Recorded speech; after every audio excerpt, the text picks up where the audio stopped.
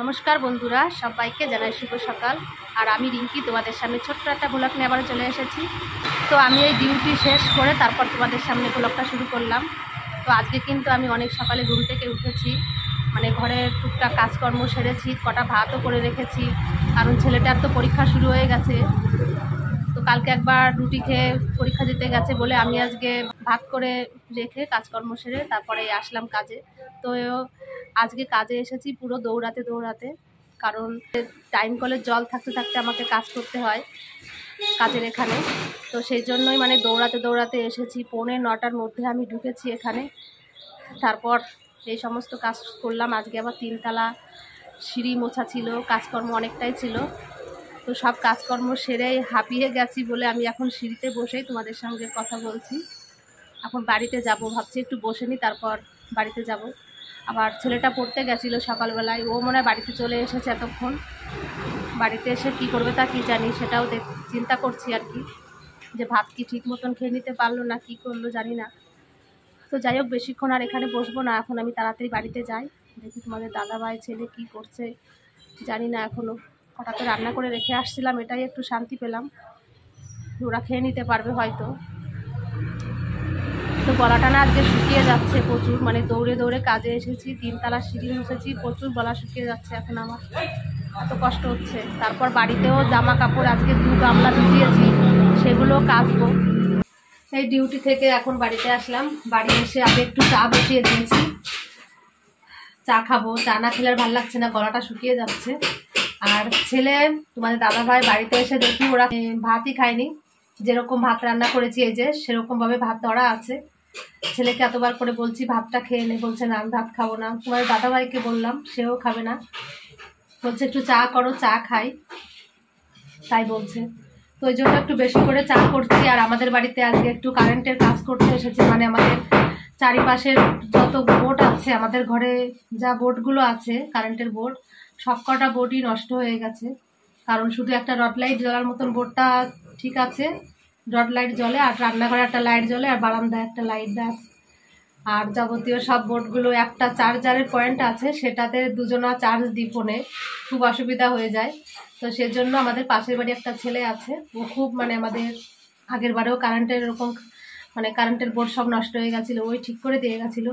তো আজকে আবার ও এসেছে ঠিক করে দেওয়ার জন্য। ছেলেটা খুব ভালো, যখনই ডাকি কোনো অসুবিধা হলে ঠিক এসে করে দিয়ে যায়। তো আজকেও তাই এসেছে, আমি বাড়িতে এসে দেখি ও এসে কাজ করছে। তো ওর জন্য একটু চা বানাচ্ছি, আমরা সবাই একসঙ্গেই চা খাবো। তোমাদের একটু দেখাই,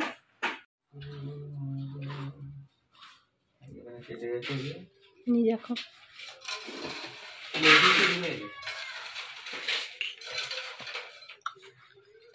তোমাদের দাদাভাই ওই যে বসে আছে, আর এই যে উত্তম এসে কাজ করে দিচ্ছে। কবেকার পুরনো তার সব এই যে নষ্ট হয়ে পড়ে আছে, তো এখন নতুন তার কিনে নিয়ে আসছে, এটা দিয়েই এই তারটা দিয়েই বোর্ডটা ঠিক করে দেবে।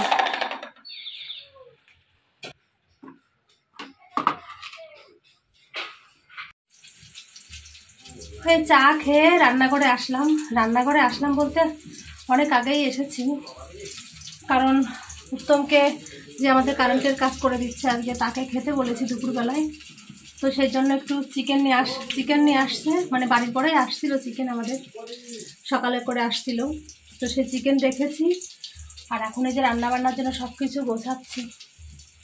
এই যে কুমড়ো কেটেছি, একটু কুমড়ো ভাজা করব, আর এখানে সব মশলা কেটেছি, এই যে আদা, চই ঝাল দিয়ে মাংসটা রান্না করব আজকে, পেঁয়াজ রসুন ছাড়া রান্না করব চিকেন। এখানে বেগুন ভাজা করব, তো বেগুন ভাজা এই যে বসিয়ে দিয়েছি। আর এখানে আলু কেটেছি, আলু ভাজা করলাম। তারপর এখানে এই যে ডাল বসিয়েছি। আর এই যে ভাত সকালে যেরকম রান্না করেছি ঠিক সেইভাবে রান্না আছে। ছেলেকে বহুবার করে বললাম বাবা ভাত কটা খেয়ে যা, কিন্তু বলছে না খাবে না, খিদে পায়নি নাকি, ওর একটু চা বিস্কুট খেয়ে তারপরে যে পরীক্ষা দিতে গেছে, এসে ভাত খাবে, আর কি করবে। তো বেগুন ভাজাটা হয়ে গেছে, এখন নামিয়ে নিই। আর আমি বেগুন ভাজাটা যে নামালাম, তো আমি হাঁপাচ্ছি কেন তোমরা জানো, আমি 2 বালতি আজকে জামা কাপড় ভিজিয়েছি, সেইগুলো কাচ্ছি, আবার এই রান্নাঘরে সব কিছু গোছাচ্ছি, রান্নাবান্না করছি। মানে টাইমের জল তোমাদের তো প্রতিদিনই বলি, তো সেই কারণে আর কি দৌড়ে কাজ করতে হচ্ছে। এই যে কলপাড়ে এখন একটা কম্বল কেচেছি, সেটা বালতিতে ভিজিয়ে রেখে আসলাম। আবার এখন এই বেগুনটা নামানোর জন্য রান্নাঘরে আসলাম। এখন আবার যাব, জামা কাপড়গুলো কিছু কেচে নিই, রোদ উঠেছে ভালো সুন্দর, না কাচলে তো হবেই না। ওই কারণে দৌড়ে দৌড়ে কাজ করছি, তো হাঁপিয়ে যাচ্ছি ভীষণ।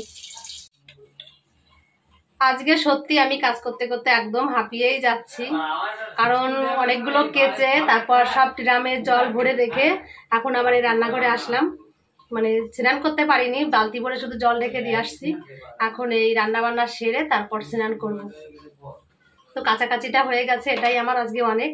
এখন ফটাফট রান্নাটা সেরে নিই, না হলে আবার ওদেরকে খেতে দিতে দেরি হয়ে যাবে। সকালবেলা সবাই একটু চা মুড়ি খেয়েছে, ওই জন্য আর কি অসুবিধা। বেগুন ভাজা, ডাল হয়ে গেছে, এখন শুধু মাংসটা আর একটু কুমড়ো ভাজা করবো, ব্যাস তাহলে হয়ে যায় রান্না।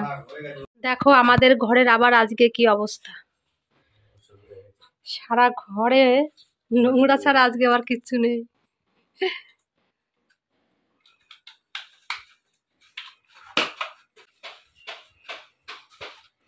আজকে এইগুলো গুছাতে গুছাতে আমার আজকে দিন শেষ। কখন স্নান করবো কিছু জানি না। এই যে এখানে বোর্ডটা লাগিয়ে দিয়েছে, এই যে তারপর এই একটা বোর্ড লাগিয়ে দিয়েছে ঠাকুর ঘরের জন্য। এই একটু রান্না বন্ধ করে রেখে তারপর তোমাদের সঙ্গে আবার একটু কথা বললাম, কারণ রান্নাঘরে একটু কাজ হচ্ছে, সেই কারণে গ্যাসটা একটু অফ করে রেখে বাইরে বেরিয়েছি। তো আজকে তো ঘরের সেই অবস্থা, এইগুলো পরিষ্কার করতে করতে আজকে কখন স্নান করবো তাও জানি না কি হবে। এখন আমার এই শেষমেশ রান্না বান্না হলো, অনেক যুদ্ধর পরে আজকে রান্না করেছি। তো আজকে রান্না করেছি চিকেন। তো চিকেনটা আজকে রান্না করেছি অন্যরকমভাবে, পেঁয়াজ রসুন ছাড়া একদম চিকেন রান্না করেছি, ধনে জিরে মানে বাটা করে দিয়ে রান্না করেছি।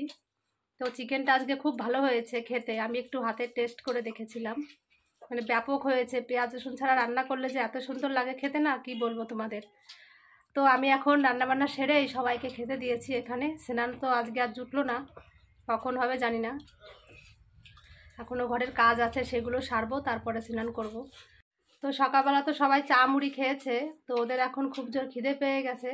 আমি স্নানটা না করেই আজকে ওদের খেতে দিয়ে দিলাম। তোমাদের একটু দেখায়, সবাই খাচ্ছে একসঙ্গে বসে। এই যে আমার সোনা এখানে বসেছে, তোমাদের দাদা ভাই উত্তম দা বসেছে। কারেন্টের কাজ সব মোটামুটি কমপ্লিট হয়ে গেছে, এখন সবার স্নান হয়ে গেছে, শুধু আমার স্নানটাই বাকি আছে। ওরা সবাই স্নান করলো, তারপর ওদেরকে খেতে দিলাম। এখন উত্তম দা একটু আস্তে আস্তে খাও।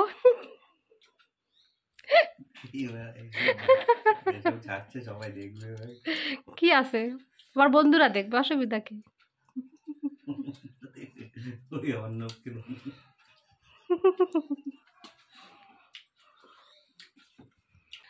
ওদেরকে কটা খেতে দিয়ে নিজে কটা খেলাম, খেয়ে তারপর একটু বসিও নি।